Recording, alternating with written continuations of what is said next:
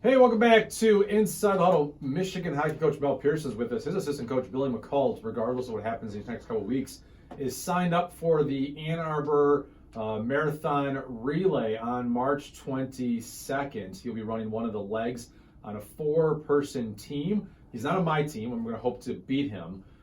He's planning on gutting it out. You know what's interesting, Mel? We had former football player Will Heininger on the show yesterday. And he's like, yeah, my training, I'm doing about 3-mile runs. Like, I'm just going to gut it out. These former athletes just think like they're just going to gut out the last 3 miles. Hey, whatever. Yeah, that's what Billy's doing the same thing. He's running 3 or 4 and just going to gut it out. So he's been working hard. So we'll see. He looks good. He's fired up. And then I just showed him the inspiration for the young lady who had never ran a marathon before.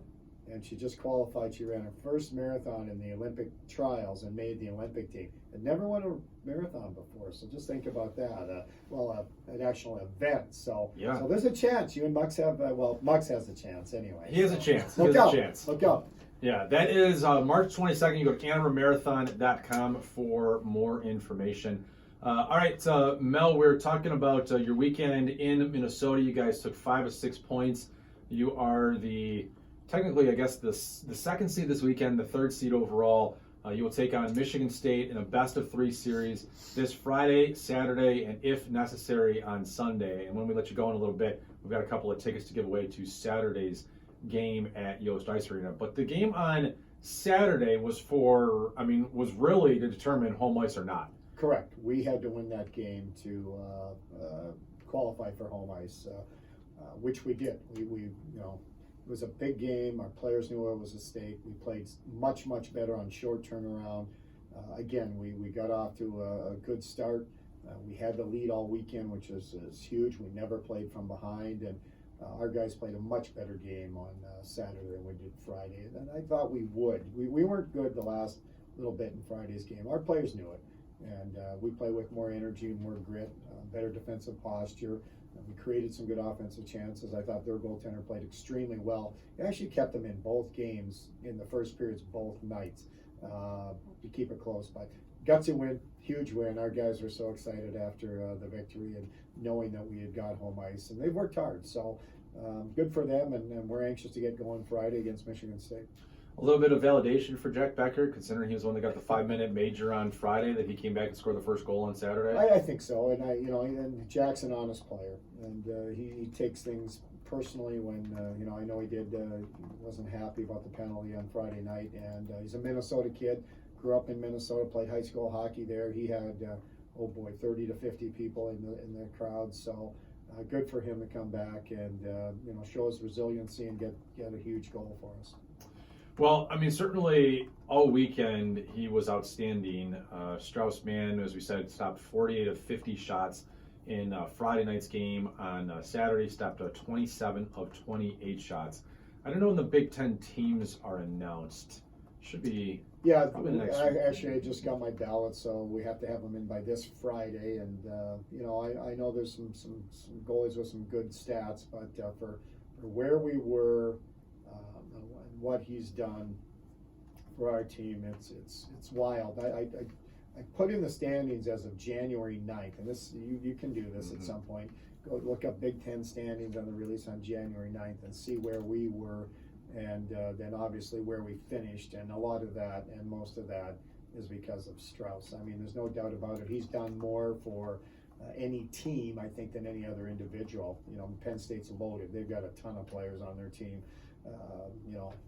Notre Dame's got a lot of guys. But we've had one guy really stand out night in and night out on a consistent basis. And it's Strauss-Mann. He's got a chance. Not only should be the goalie of the year, but he should be the player of the year in our league. Yeah, you definitely should be the goalie of the year. He ranks first in the Big Ten in goals against average at 1.97. He ranks second in save percentage, but he's off by, what is it, 1,000th of a point? Correct. 0.937 is the leader from Michigan State, John Lefferman, and then Strauss at 0.936. Yeah, it probably had more wins. Obviously, our team finished second versus Michigan State finished sixth. Not by a wide margin, but that's still huge. And like I said, we're dead at 0-6-1. I know I talk about that a lot, but I think that's a real testament to our players and Strauss and what they've done, been able to accomplish the second half. Well, and as you said to us in the break, and when you're looking at this series against Michigan State, and you're looking at what you need to do to make the NCAA tournament, which I've said is win 3 games. I think if you sweep the Spartans, I'm not sure how it would work if it went to like a third game. Sure. But if you sweep the Spartans and you win a Big Ten semifinal, I think Michigan is clear of that 15-16 range in the pairwise, what makes it a little dicey. You'd be closer to 13th or so in the NCAA tournament. And if you're going to make it, you're going to make it for one of the biggest reasons you're this far, and that's because of your goalie play. No question about it. And any team that has a chance to win or wins it has strong goaltending and has a strong defensive posture. And that's what I really like about this team. There's nights you're not going to score goals, but if you don't give up many, you don't have to score a whole lot. I think case in point with Minnesota, we only had to score 2. We gave up 1, and the night before we only gave up 2 on the road against a highly explosive team. So good goaltending, good defense this time of year wins it. If I've done this stat before in the last 10 years, you look at the top 16 teams in the tournament, and I would say most years 14 or 15 of those teams are the top defensive teams. Mm-hmm. So we're doing it the right way. We're playing good, hard, solid defense, and then we'll convert on our opportunities, and that's the way we need to get the job done. How about the health of the team right now? Healthy, yeah, good. Knock on wood. Looks like we'll have everybody available for the weekend, minus Eric Ciccolini, who obviously had that season-ending shoulder injury. So we're Lambert expected. Yeah, Jimmy Lambert didn't play, but he practiced yesterday. He didn't make the trip with us, but he looked good on the ice, full go yesterday. So we should be ready to rock and roll. We're going to need everybody. You never know if it's going to be a 2-game or a 3-game series. You have to plan on 3 games, just as far as your structure of practice this week, how hard you're going, what you're doing, what days off you have, and you want to make sure everybody's available to you. You mentioned the fact that Michigan State they're coming off a successful weekend sweeping at Notre Dame.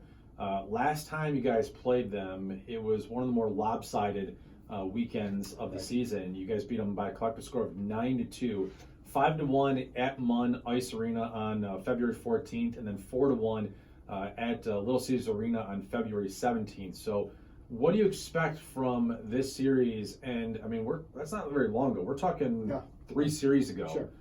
It's not like it was back in November or something like that. How much of your team is the same team that played them a couple weeks ago? How much of their team is the same team that played them a couple weeks ago? Well, I would say a lot. There's not much going to change in 2 weeks since we played them, or 2.5 weeks. We are who we are. We're going to be a lot more healthy this time around when we play them than we were the first time or last time.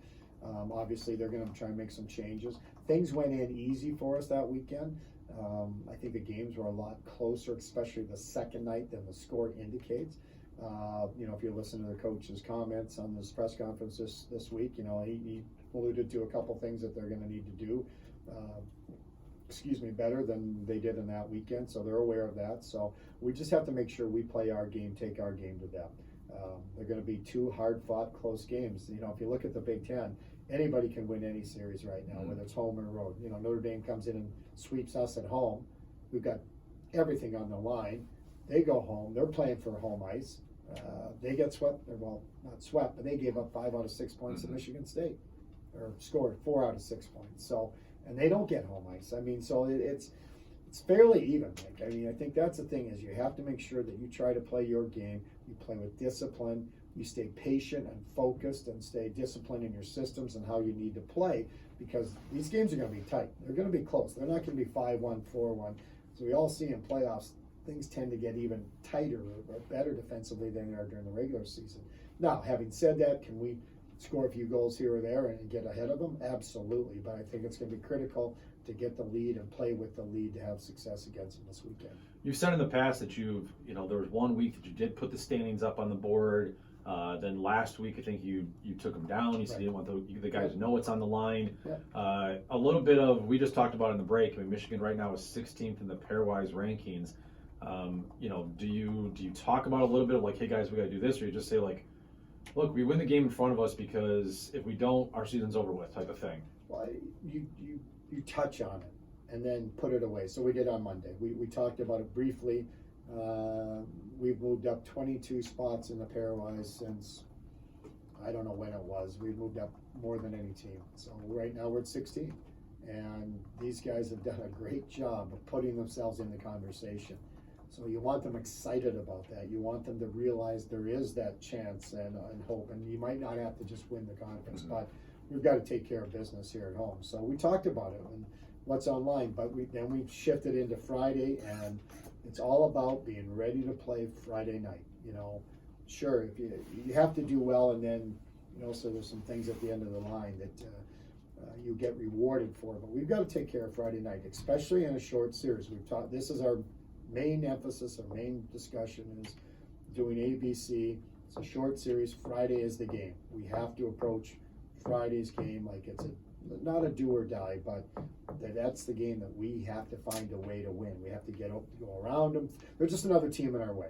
We have to go around them, through them, over them, whatever. However we have to do it, we have to do it. We have to do it together, and we have to do it the Michigan way. Play Michigan hockey come Friday night, regardless if there's 6,000 people in the building or 6 people in the building. We're on spring break. I encourage